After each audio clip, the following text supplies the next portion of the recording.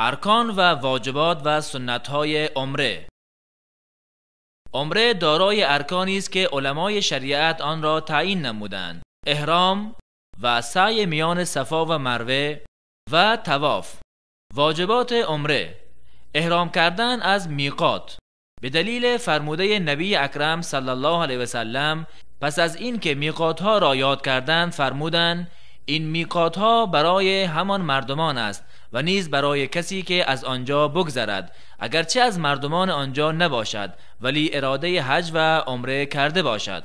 اما دومین واجب تراشیدن موی سر و یا کوتاه کردنش می باشد به دلیل فرموده الله تعالی: به راستی الله رویای رسولش را به حق تحقق بخشید.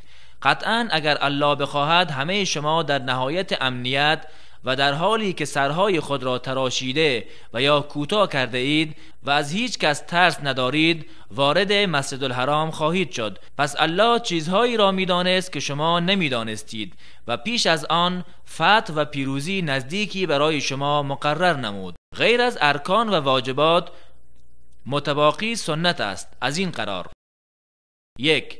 غسل کردن هنگام احرام بستن. 2. احرام بستن با 2 پارچه سفید، یکی ازار و دیگری ردا. لبیک گفتن تا دیدن کعبه و لمس کردن حجر الاسود. 4.